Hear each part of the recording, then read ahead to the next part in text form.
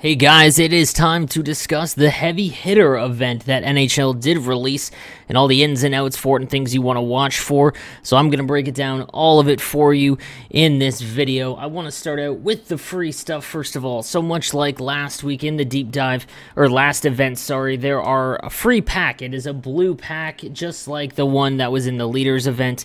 It is 1,450 points, or 72,000 coins. Now in it, it's going to have a guaranteed heavy hitter card. I got Tyler Myers, which was actually kind of sick because he's almost 7 feet tall. And you can get any of the other ones in it that is guaranteed. You'll also get a pretty valuable gold collectible. Again, all of these items will be untradeable.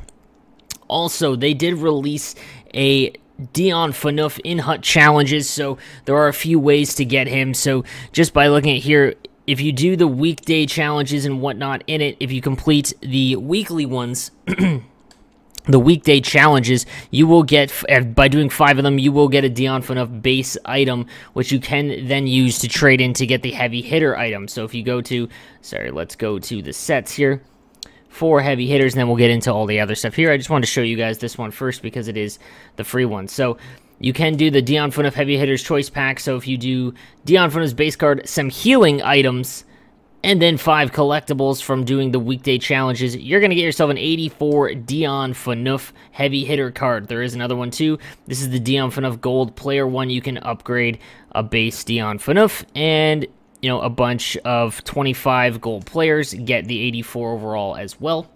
Or you can then do this one. This is the 5 collectibles to get the DION PHANEUF base set. I think this is a great change from prior events because last year there wouldn't have been a way to obtain the base DION PHANEUF, and you just would have had a price locked in, kind of pointless.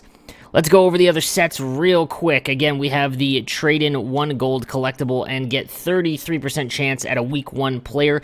Please avoid this, guys. Even if you don't plan on doing the big set, it is not worth it. You can get a chance at a good card, but more than likely you will just waste basically 50,000 coins in value because you're probably not going to pull anything. It's a 33% chance.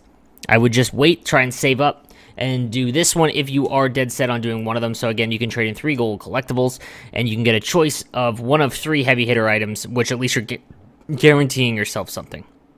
Then you can do the heavy hitter master set. Just works exactly like the previous ones, and yeah, which is fantastic. Again, I really like, I'm going to get into the overalls and the cards themselves, but again, I really like what they're doing at the end game as far as these events go.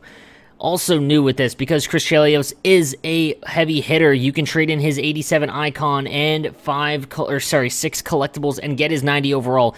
Guys, I would urge you to do this. Normally, I wouldn't really recommend going out and doing a set like this because it is quite a bit of coins both. But if you do have the CHELIOS, I would 100% recommend doing it. Maybe not first, because you could do enough gold. If you can get 10 gold collectibles, you can get another card, and then 6 to get this one. But if you're a free-to-play player or someone who doesn't have a lot of coins, 6 icon collectibles and CHELIOS is totally worth it, and I'm going to show you why in a second. So let's go and take a peek at, first of all, let's go take a peek, at the cards that you're going to be able to pull from this event. We'll start at the bottom and kind of go over all of their ratings, and I'll tell you guys what I think and what ones you should avoid, go after. So first, we're going to start with the 81 Brandon TANEV. Pretty basic. 2 to heavy hitter. Guys, heavy hitter is +4 to body checking, strength, and defensive awareness. So that is a pretty good synergy just for the defensive awareness alone. Most of these guys are going to have max body checking, though. Like this one would bump his body checking to 99, as well as his strength up to an 84. So it's not terrible. Not a card I would go after if you were looking to upgrade, but if you're a free-to-play player, this isn't a bad one if you are able to activate his synergies. His speed is, above average at 87. His shot, though, is kind of just a mess. But if you're a low-end free-to-play player, 100%, this is not a terrible card to go after. Next, we've got Cal Clutterbuck, 90 or hovering right around 90 speed, just under at 88, and then the 90 balance. Again, his shot is kind of rough. Does have 2 to heavy hitter. And 1 to RS. RS is +3 to body checking and endurance, which is kind of good, the endurance, and then also +3 to discipline and durability, which is kind of useless. So among the 2 synergies, heavy hitter is definitely better than the other one. His offensive and defensive awareness is really bad, though. Of all the leaders or heavy hitters, I would probably avoid this one because you know, his speed is nice, but there's faster cards with a better shot, and the 95 body checking is nice, but hitting isn't something you should just all out go for. It's situational, so I'd avoid Cal Clutterbuck. Next up, we've got Tyler Myers. I pulled this card. There's not a lot of good right defensemen in this game. It's getting better, but 6'8", 229 with 95 body checking. I cannot wait to roam the blue line with this card. He's got 91 speed all above it, 94 balance, 2 to heavy hitter. So again, if you can activate heavy hitter, he's going to have 99 body checking, 89 strength, and his defensive awareness will be up to an 85.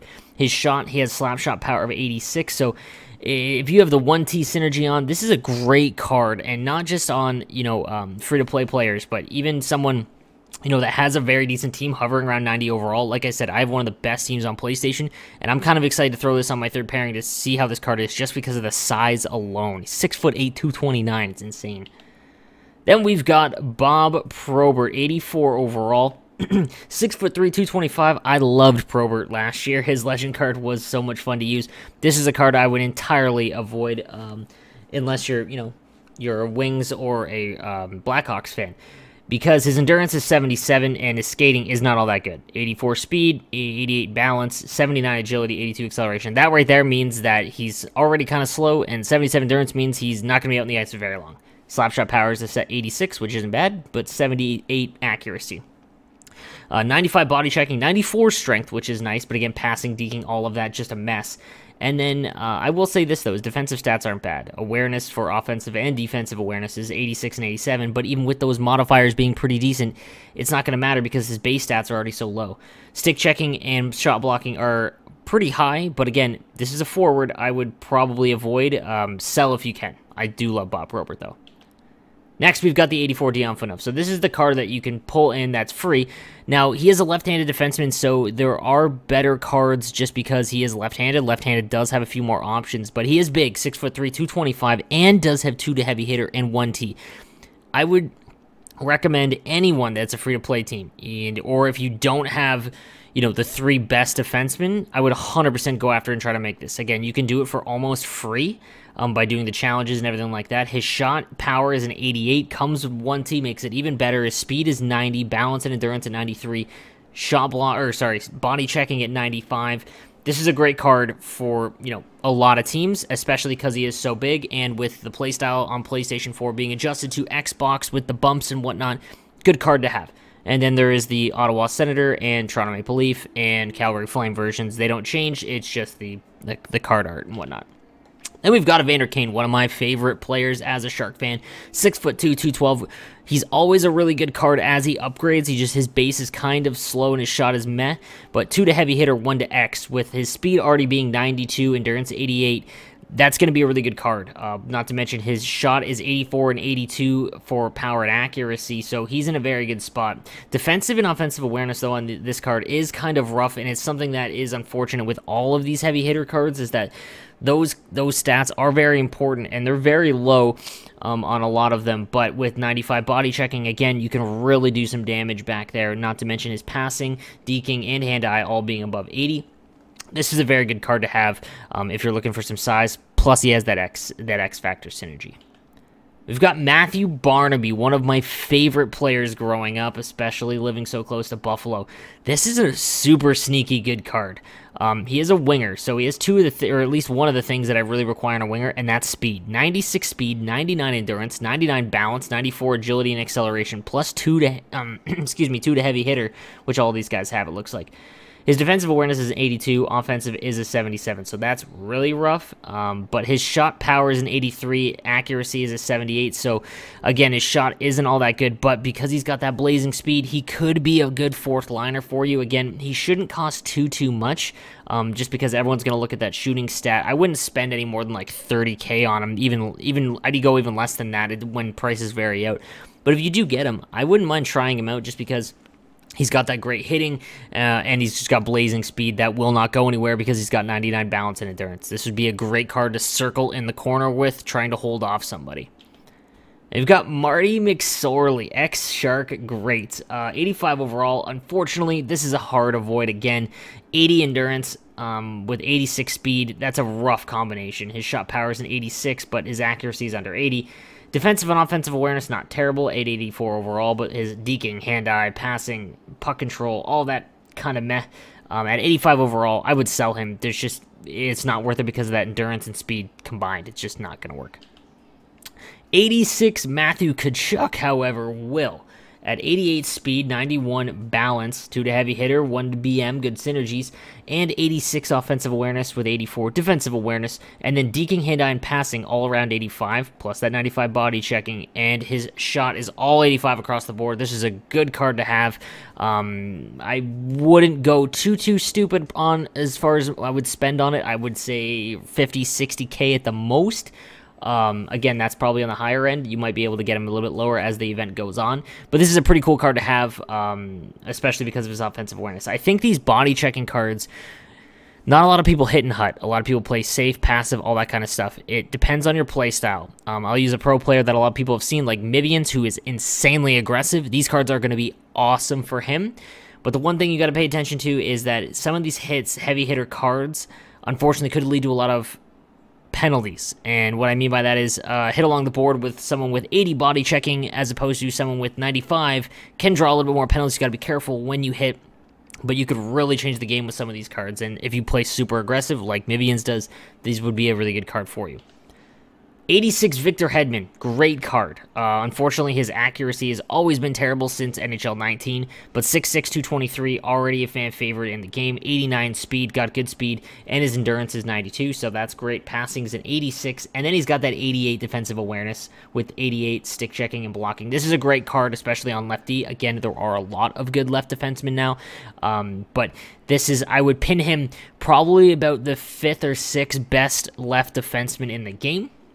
And that's a good spot for anyone. If you pack him in that blue pack, that untradeable one, that's a good pull for you if you can get him.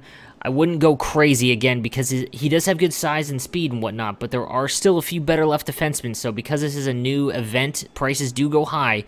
I would just wait and see because there are some better options out there like the Global Series, Goss Despair. So just make sure that you're looking at those values of the other cards as well. Then you've got the 87 Terry O'Neill. This one, cool card for Terry O'Neill getting a card, but 2 to heavy hitter, which is cool. His shot is a 90 power, 86 accuracy, which is great, but his speed's an 85, endurance an 85, and balance an 89, and then obviously the agility is a 93. That's the tough one, because you're not going to be making good cuts with him.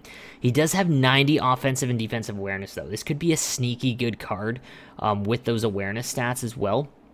But if you can get him for under 70K, 60K, let's say, I think that it might not be terrible. But again, that speed you got to be really careful of. I really don't like my wingers not having, at this point in the game, anything under 90. I'm not thrilled about, and 85 is tough. But again, it depends how you're using him. If you're using him along the boards and you're cycling, and you're a slower player, you don't like to go end to end, he's not a terrible card, but I wouldn't blow the bank on him. They've got 88 Nicholas Kronwall. Awesome card to have. One of the best hitters in the game. This is a good one. If Hedman is 5th or 6th, he's right above him at 94 speed, 97 endurance, 95 balance, and then 95 agility, 94 acceleration. Great speed stats. His shooting is also very good. 88 power, 80 accuracy, and then the 88 defensive and 86 offensive awareness. Passing is good. Puck control is good. Body checking, obviously great. So is his strength. This is a great card to go after. Now, his size is a little bit lower than Hedman. I personally would probably rather have Hedman just because of the size advantage. But this is a fantastic card to have as well. If you didn't get one of one of the bigger ones like Rasmus Dahlin or Lassi Kukkonen from last event, this isn't a bad consolation. So then the last one we've got is Ed Belfour. Cool that they put him in, but just 5'11", tough. Size is an extreme factor, almost more than stats in goaltender. They do matter. And his stats are very good, but it's just not enough to overcome. I wouldn't spend a ton of money on him. So now let's get into the master set items. So we got 6'4", 218 Tom Wilson, 2 to heavy hitter, 1 to SP, 1 to BM. This is probably one of my favorite cards. Right-handed, so Again, not a lot of good right-handed cards. I mean, there's a few at the top end, but a right-handed card is definitely more rare than a left-handed. Body checking already a 99, strength a 92, puck control 88, passing, all those stats are great. Then the awareness stats are right around 88. His shot is right around 90, and all of his speed is above 93. This is a good card to have, especially with his size on the wing. If you play a slower grinding game, this is a perfect card to get. Next up, we got Ryan Reaves, which sucks as a Sharks fan, but this is a sick card, not gonna lie. 2 to heavy hitter, 1 to FB, 1 to BL, 6'1", 225. Look at the speed on him. 95, 93 endurance, 99 balance, 94 agility, 95 acceleration, 90 shot power, and 84 accuracy. They made this card a little too good in my opinion, because it is Ryan Reaves. They should have gone, a less offensive route for him. But he's got great defensive stats. His awareness is a little lower than the others, which, thank God. But because of that size, this body checking, and his speed, this is probably my favorite, in my opinion, just because, oh God, I hate Ryan Reaves. Go Tom Wilson. Next, we got 6'3", Jake MUZZIN. This is also an insanely good left defenseman. I'm a little questionable about making him a heavy hitter. Well, he is a pretty good aggressive player. I think there are other options, but 6'3", 213, 2 to heavy hitter, 1 to TK, 1 to WK. Speed is great, 97, 95 endurance, 96 balance, 96 agility, 96 acceleration, and then his slap shot at 89 and 82. Wrist shot, I really don't care about.